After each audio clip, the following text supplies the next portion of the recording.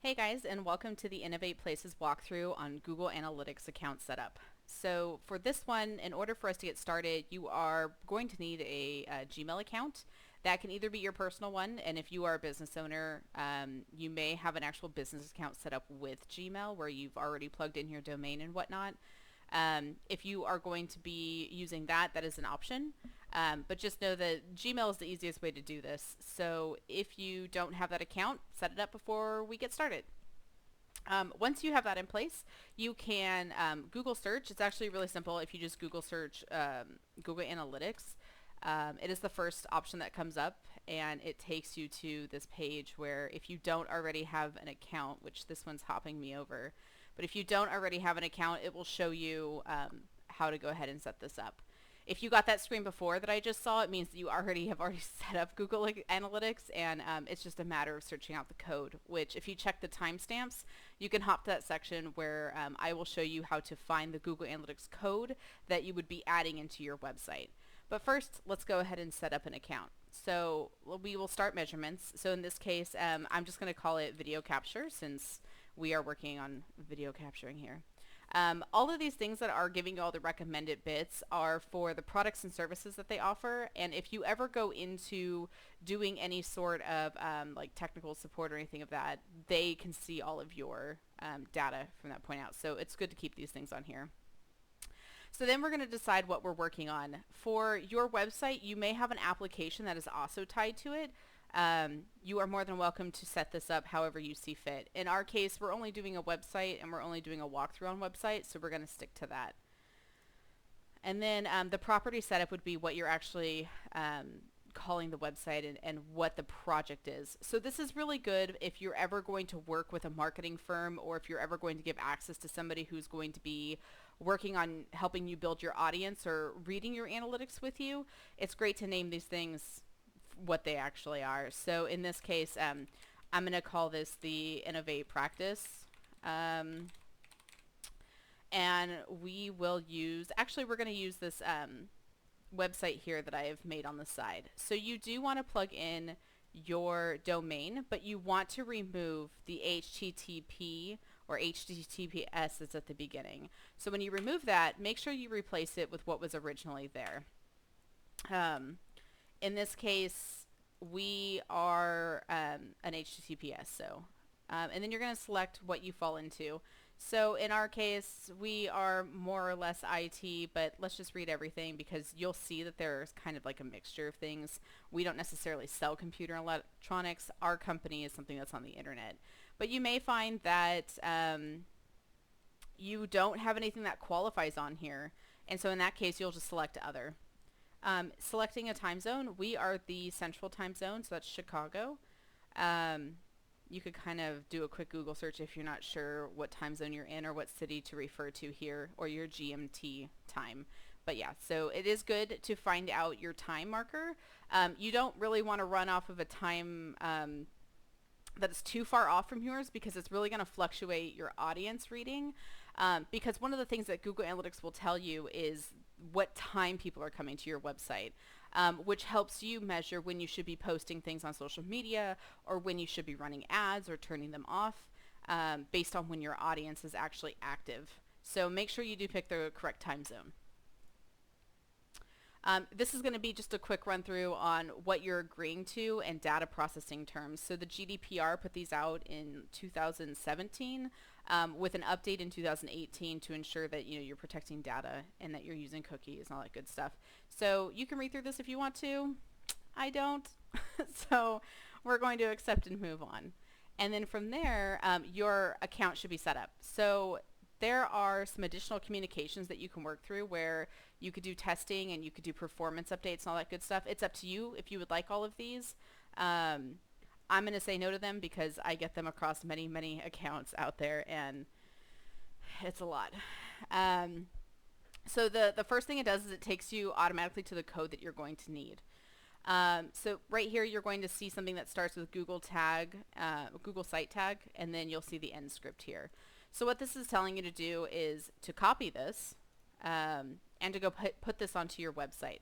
And it gives you some pretty specific directions here, and it states that you need to paste the code at the first item of the head, and then it tells you, I believe it's like, oh, you could do like this through a config setup, but you do need to put it in the head of your website. And this is something that is hidden on a website typically where all your scripts are stored, where a lot of the functionality or the tracking on your website is placed.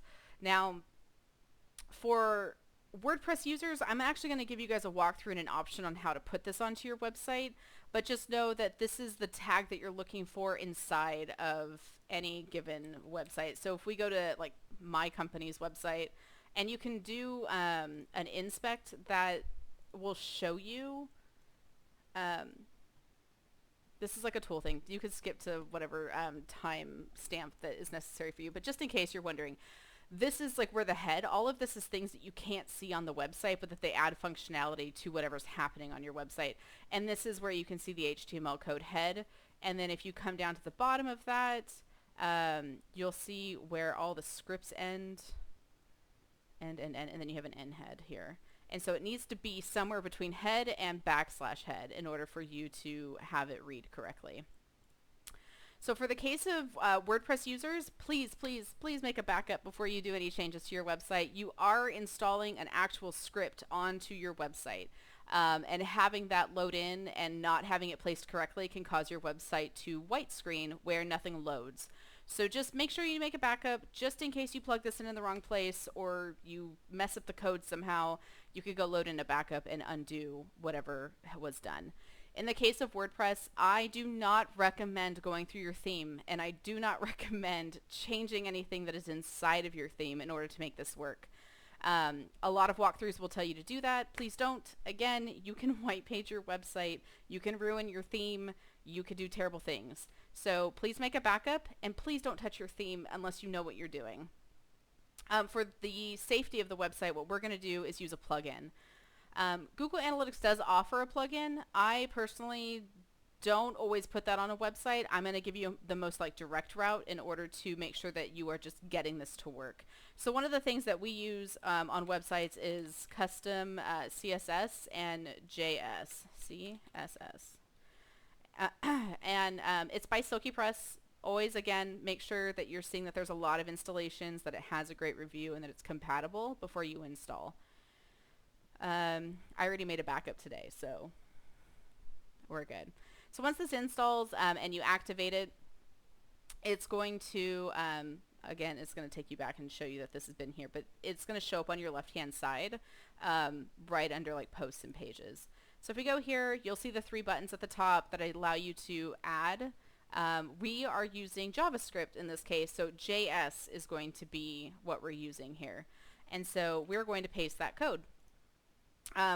Now for this one, it's already preset for backend usage. So in this case, it's an internal file. It lives on your website. It's going into your header, and it's going to be something that faces on the front end because it's watching what your users are doing. It's good to name it as well,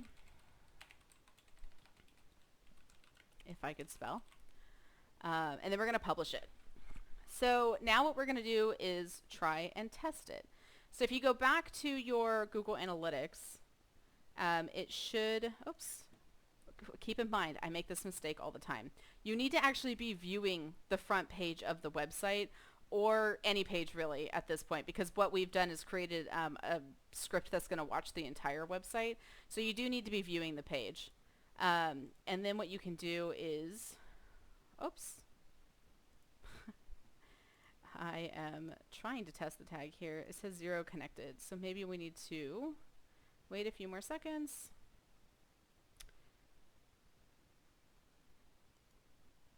Wow, it really, oh, because it's asking me for the tagging. Okay, so let's go back to the home. So if you go back to your home page, this is where you're going to see a connection. So this is me, and it's going to tell you what they're looking at. When you see this /, it means the home page. So just keep in mind, like it's not broken. / just means they're on your home page right now.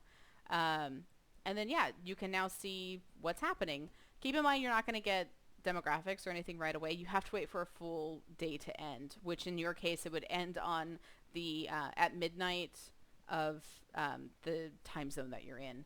So at midnight, you can actually go see whatever demographics happened the day before, but don't worry, they'll be there in the morning when you wake up.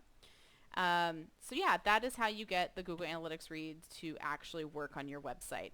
Keep in mind, there are ways to plug this in on Shopify. They have like actual windows inside of your settings for you to go add these scripts in.